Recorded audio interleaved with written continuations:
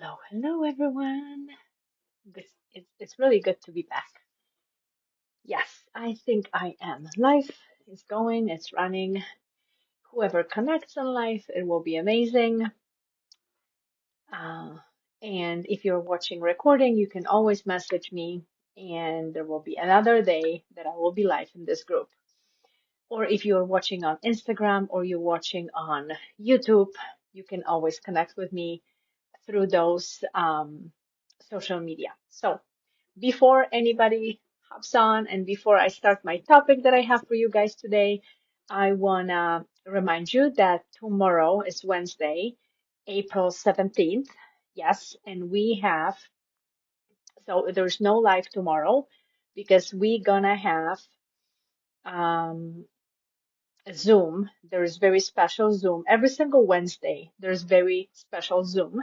And this Wednesday, we have rebuilding your relationship with food.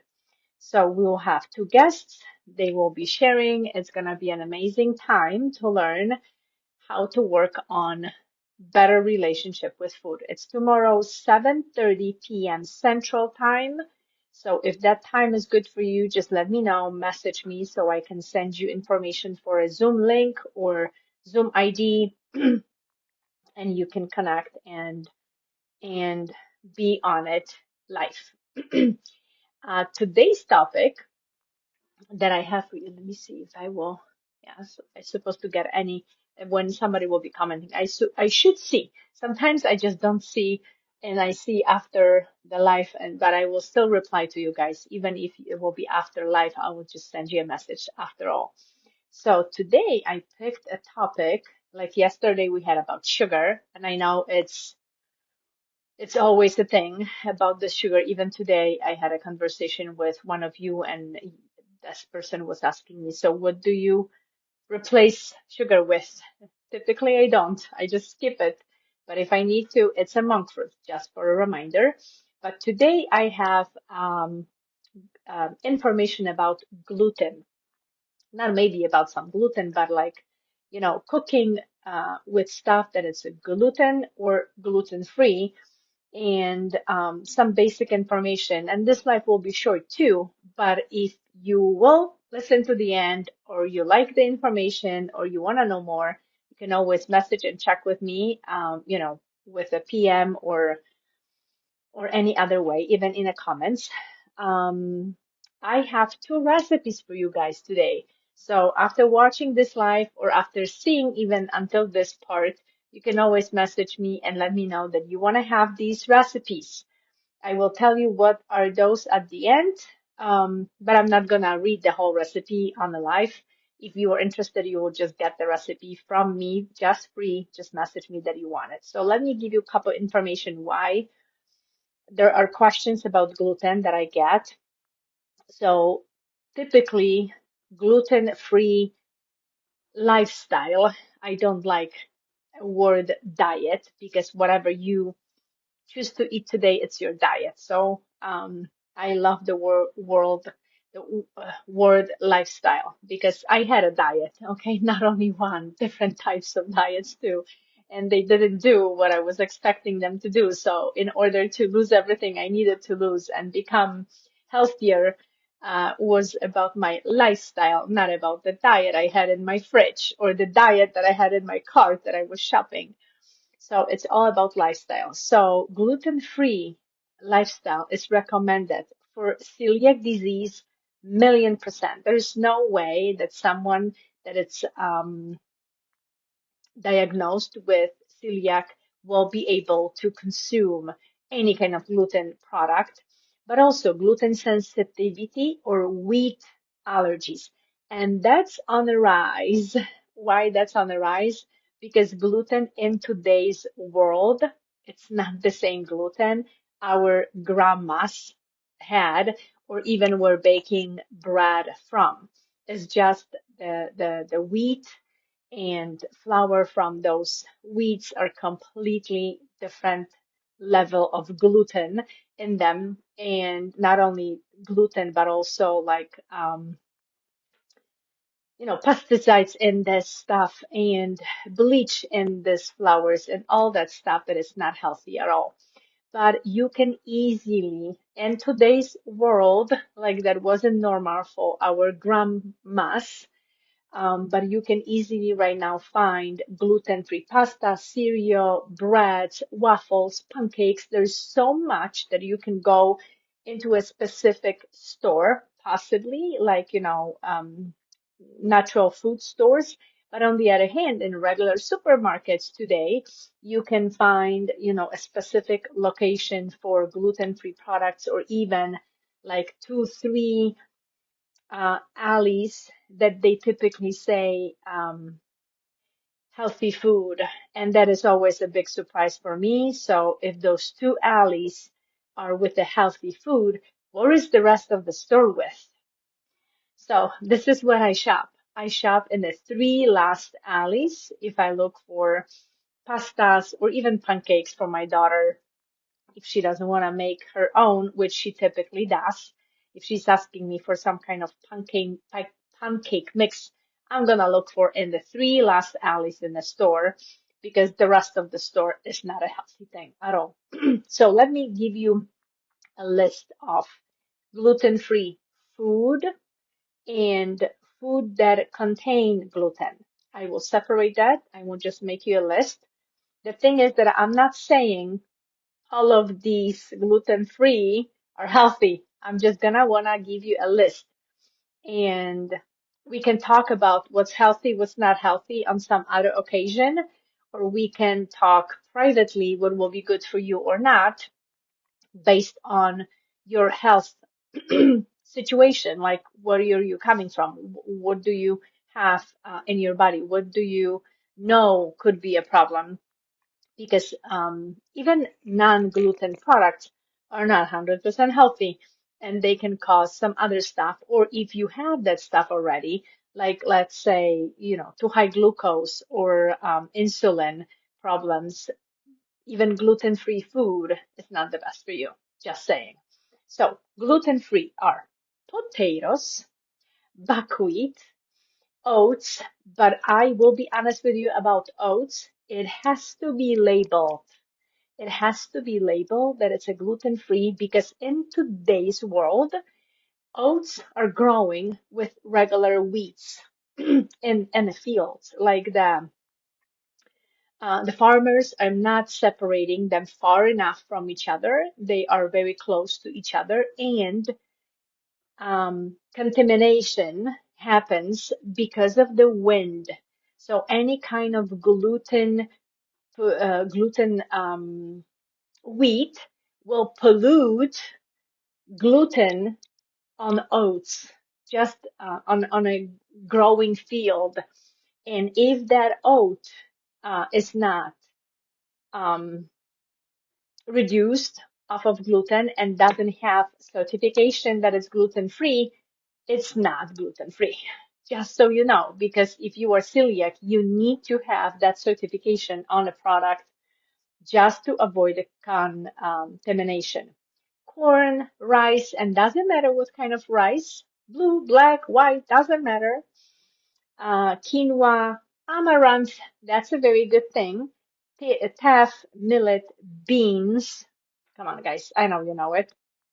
Nuts and all of the nut butters, but I would suggest having the certification on those products because these products are processed food. I'm not saying it's bad, but it's, nuts are growing on the trees, and you buy a nut in a package, some kind of package, but nut butter goes through the um, production line. And on that production line, a month ago could be completely different product, and it has to be a very clear environment very clear environment to really make a gluten-free product on the production line. Of course, eggs, fresh fruits, fresh veggies, herbs, spices, all of those are gluten-free. Meat and fish, and you know that. But when you home cook your soups, you're probably gonna use stuff that is gluten-free. So typically, all of those stuff that we are doing for ourselves as processing the ingredients in order to have a soup that's gluten-free. And same with juices, but they have to have information like a stamp certification, something like that, because that's a process, not in our house. It's on on a line, and you gotta have certification that this line was clean for this gluten-free product. Food that con that foods that contain gluten. So that's the other um, side for anyone that is okay with gluten, like doesn't care or is healthy 100%, and you are okay with gluten. I don't know these people. If you are, congratulations, but I don't know anybody that is okay with gluten 100%. There's always something in our body happening, and sometimes I would say the gluten is the main um, problem, the main thing. So it's all wheat, kamut, spelt, rye, barley, oats, if not certified, they will have gluten, and I will be very cautious about buying any oats that don't have certification because they will be simply having a contamination through the fields. It's before they are even processed to be an oat in a store. They are already contaminated in the fields. Modified food starches, typically they are with gluten, so they have to have certifications. Or company using food starches, they have to have certifications for you in order to make sure. And barley enzymes, that stuff, I don't even know where that is, but it's found in like sauces, vinegars, the salad sauces that you are buying. So sometimes the barley enzymes are just added into um, making this consistency. And that's why that stuff is typically just gluten product, unless you are not having it as an ingredient and having a certification gluten-free as a processed food. That's very important. So like breakfast cereal might even have the barley enzymes, and it's fully gluten, gluten having a product. So contamination is very, very important thing for celiac, and there's maybe not many people with that diagnosis, but there's important for clean as possible, kitchen and all of the, drawers and your plates and your knives and spoons and everything, like wooden kitchen accessories are very soaking the gluten in, and the contamination happens pretty quick because of wooden spoons or wooden cutting boards. Washing the sponges that we are washing, we're supposed to be exchanging them a lot. Like imagine a toaster and making gluten and not gluten stuff. That's like contamination. It's supposed to be two different toasters if you really need to, and make sure that you will know which one is for which kind of slow connection. We'll see. Life is going, but that happens. Maybe my internet is not at full speed. It's good to have all of yours. If you keep everything in one fridge, to like mark it with extra sticker. That's gluten free. So extra sticker on mayonnaise, mustard, just to make sure that nobody is using the jar or the packages that may have some kind of gluten contamination.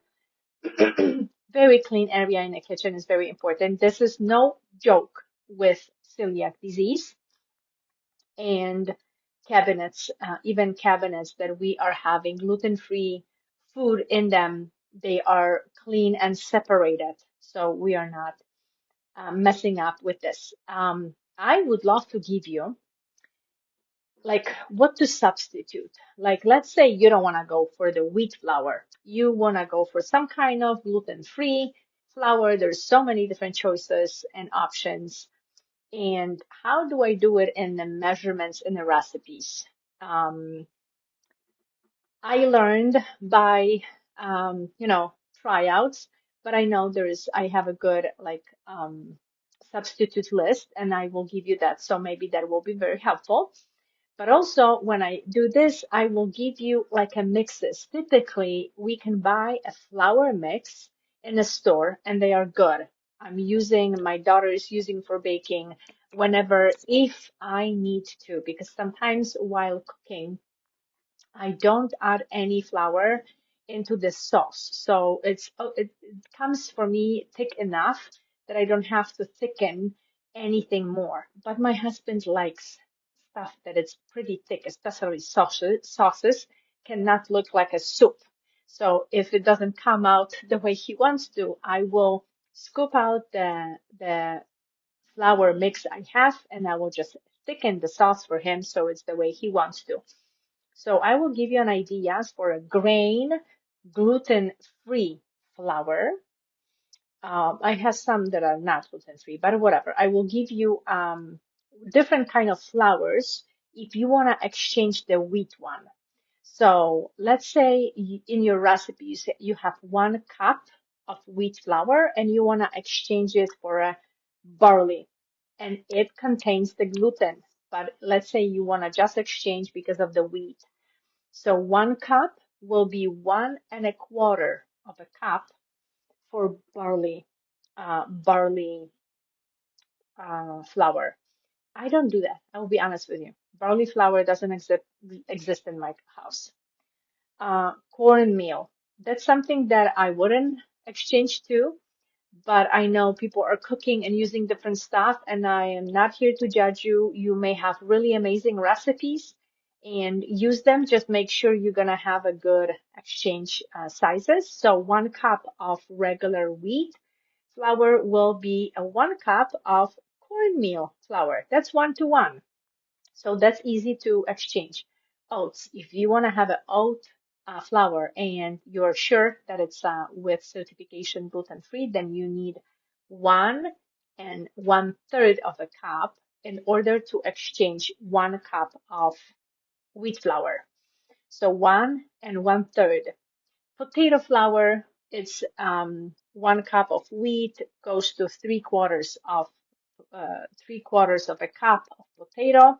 It's just more thick, it's more starchy, and that's why you don't need that much. Same with rice. But if you go with rice, honest to goodness, go into brown rice. Flour or even make it your own because you can put a rice into a blender, high-speed blender, and you can blend it and you have your own brown rice flour. So with the rice, it's a 3/4 of a cup to exchange 1 cup of wheat. Rye, it's very containing gluten, so just remember that it's fully with gluten. It's 1 cup of wheat to 1 3/4 and 1/3 of cup of rye flour. There's something like soy flour. I never saw something like that. I never used it. But if you do, if there's in any of your recipes and you are practicing this, it's 1 cup of wheat to 1 1/3 of a cup of soy, 1 1/3. And tapioca, it's amazing flour. It's 1 to 1, so 1 cup of wheat exchanges 1 cup of tapioca flour. But tapioca is amazing in the mixes. It's not the stuff that you wanna use like completely separately because it's a heavy fiber. It's amazing product. It's in a heavy fiber, and many people should be using it, but they do struggle when tapioca is on a heavy load in a specific baking or food. It's really needed. It's really healthy. You should train your body to use tapioca. You should be leveling up on using tapioca. But just like I'm explaining, leveling up, which can take years in order to use really good amount of a good flour or good fiber, because tapioca is a fiber. So gluten-free mix that you will get so many when you mix all of those flours, and you can bake from it. It's a mix. So it's something that you can use into all-purpose, like an all-purpose flour, which will be 8 cups of rice flour, preferably, honest to goodness, brown rice.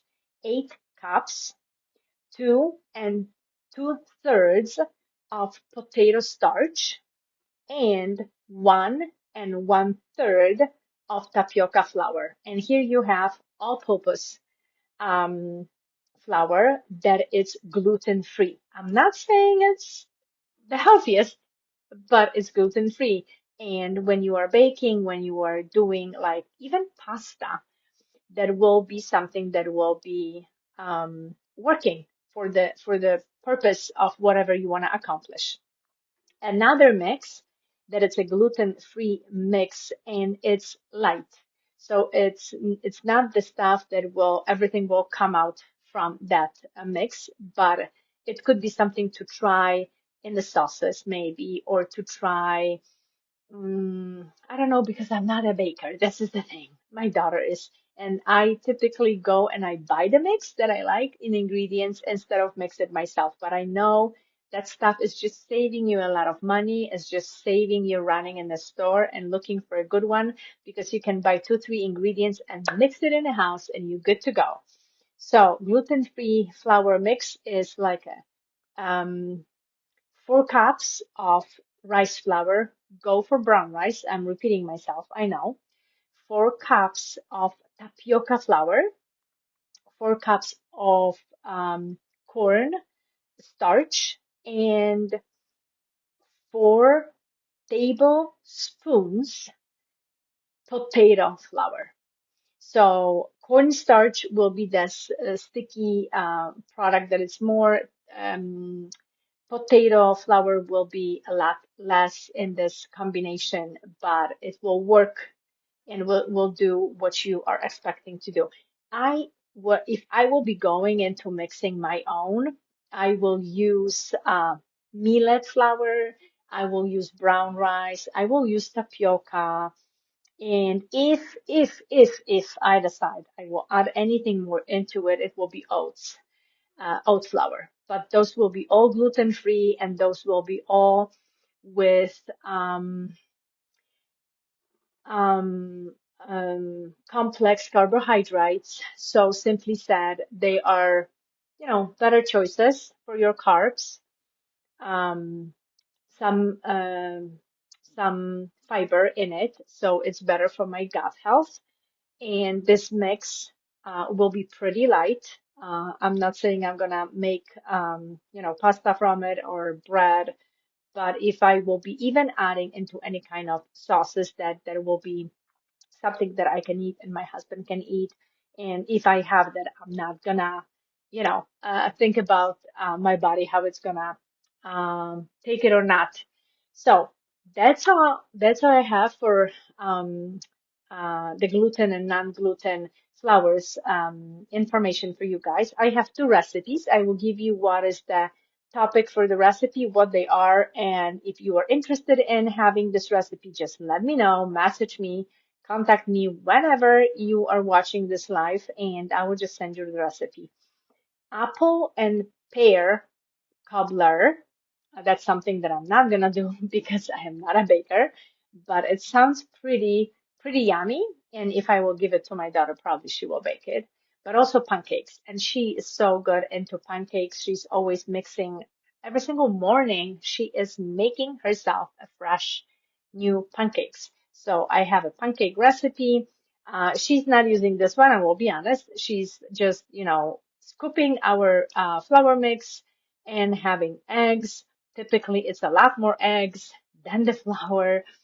And sometimes she is asking me to buy her a mix, so it's easier and faster for her in the morning. But she's eating in the morning. She's always going with an egg as a protein for the morning, and having depends if she wanna have her own pancake, or she want to have a mix, or she's adding some veggies into that and she's eating it, the healthiest choice possible that I will suggest. But she has her own brain and she's cooking, and I'm happy for that too. So that's all for today. So tomorrow is Wednesday. Again, you have a chance to connect on an amazing Zoom. The topic is for rebuilding your relationship with food. So hop on this Zoom. If you are interested, just let me know. I will send you Zoom link or Zoom ID so you can connect. And I will be back on Thursday with another short topic I have already prepared. Pretty short topic. It's not going to be a long Zoom, pretty short, but that food is typically asked. How do I cook it or soak it, or what do I do with this? And I do use it a lot too. I will be sharing some recipes soon in the reels off of that. So that's going to be on Thursday. Thank you so much for today and see you the next time. Bye.